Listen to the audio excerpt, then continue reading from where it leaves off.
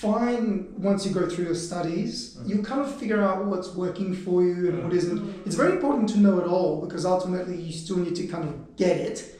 But where your passion lies within marketing, find that, and then you'll notice your role might swing you. So, you know, if you're into social media and that's really your thing, fantastic. But even within social media, there is so many different jobs. There's the people that write the copy, there's the people that do analytics, there's people who just understand the client relationship side. There is so much. So the thing is just choose your, not so much niche, but your area within marketing, and then really skill up, and you'll find the job eventually with that you'll really enjoy.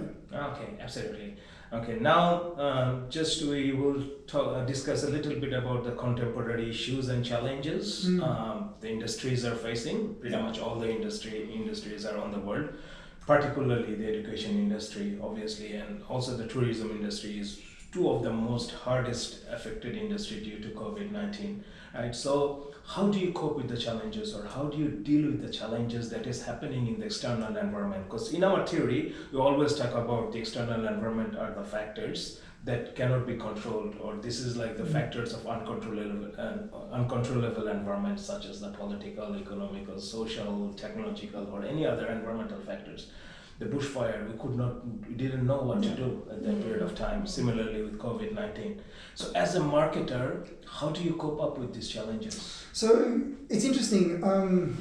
I used to work, as you mentioned, for example, at the ANU a long time ago, for quite some time.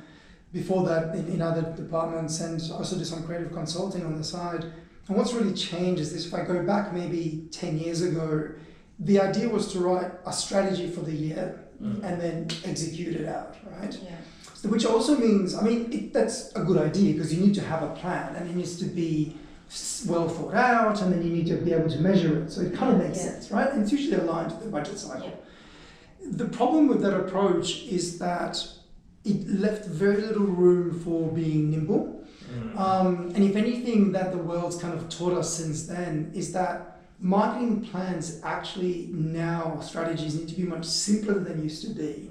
That they're essentially the core of the intent of what you're trying to do to achieve for profitable gain or whatever it may be. And if you work for a non-profit, then it would be about, ambassadorship or something like that.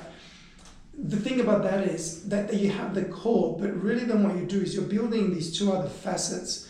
One is the proactive strategy, and that you don't do once and then just wait out. You essentially are reviewing that on a monthly, bi-monthly, weekly, depending on the situation's basis. What I mean by that is, okay, let's just say the bushfires. COVID's such an obvious one, but what happens is the moment something like that happens, you get your team together and you say, right, our strategy all along has been this. So for us, for example, University of Canberra, in basic terms, is to make sure that this university looks after Canberra and the region. That's what we're here to do, and we're going to do the best we possibly can. So when we got together and said, here's some bushfires, this is how it's going to impact our people on a psychological, social, and otherwise level. What can we do to make sure that the strategy sits? Do we change elements of it? Do we provide support to particular people during that time? Do we extend sometimes? How do we communicate with them about it? All of those things we actually did do. We also might change the tone of the advertising because it might seem inappropriate in terms of what we're saying. So that's the proactive. The reactive stuff is things that are already in the market are all variables. The good thing about marketing these days is you can change stuff relatively quickly. So reactively, when something happens, you can make changes almost instantly at that moment. So rather than getting the group together and discussing what should we do differently, which is proactive, you look at it and go, right, this is where we are, this is what's just happened. Reactively now, we quickly need to change things in the way we've done. So asking people to make their submissions for assignments, for argument's sake, right in the middle of a bushfire thing seems highly inappropriate. So reactively you would go, we're going to back off on that. Now, that decision isn't made by marketing, it's made by people within the university who are educators and experts in that. However, marketing would know how to make that message resonate. So you would say, don't worry about your assignments, we've got you. Worry about your things and other bits, we'll get back to you later. Rather than stressing them up about when the new deadline is. There's ways of marketing being the tone and the personality and the message outtake for a particular group, and that's what we do. So that is actually quite a big change because it's quite hard for organizations, especially ones that are quite big, Mm. to deviate from a plan they've set, 6 months ago, because to them that's like the path. We've taken it, and now what are we going to do? And it's very hard to change. But we're lucky here, and a lot of commercial businesses are lucky that you can have an ongoing reactive and proactive component moving with that core strategy in order to make sure that things move. So all those impacts that you talked about, the fact that international students are not able to come into the country, what does that mean? There's both a proactive and a reactive component sitting around that constantly that we're reviewing, which once again makes it fun, because it's not like you've done a plan 12 months ago and then you're just rolling it out.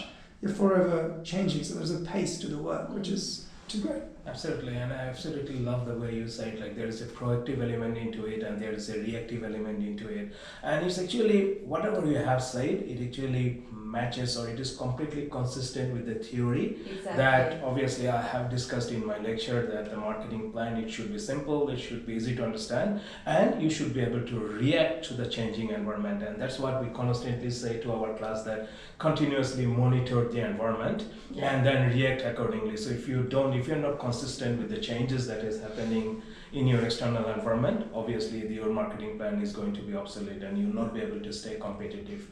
Okay, so actually we're just getting to the end of it, but another very, very important question that I have to ask you, that we know that against the backdrop of COVID-19, that obviously social media was big then, but it's even bigger now, and there are a lot of the industries that have realized that social media marketing, mobile marketing, and electronic commerce is the way forward. Even the laggards and the traditional firms who used to be a little bit skeptical about the social media marketing and electronic commerce, they have decided to invest all their resources on that.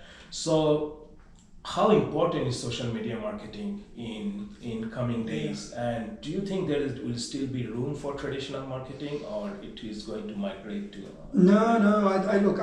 I'll answer that in reverse.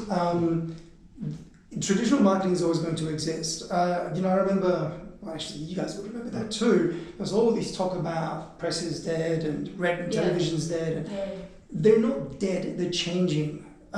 Television will exist in some format in one way or another. Now, the advertising on it might not be as valuable as it used to be, therefore it might be not as expensive, but there will always be an audience that's right for television, and therefore if that is your audience, that's the right channel. So saying that something's dead is just generically saying, well, no one's ever going to use it.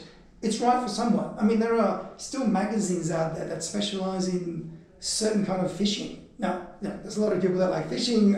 For me, I don't know, I've never done it. But the thing is, I can't therefore judge magazines are dead. Because truth of the matter is, there is a cohort reading devoutly this specific magazine about, fishing specific fish. Yeah.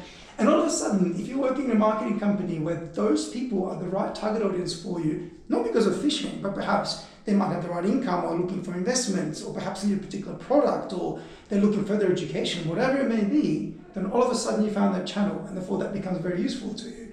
So I think the thing is, knowing about traditional forms of marketing and advertising is really valuable. Don't discount it. However, invest your knowledge about the media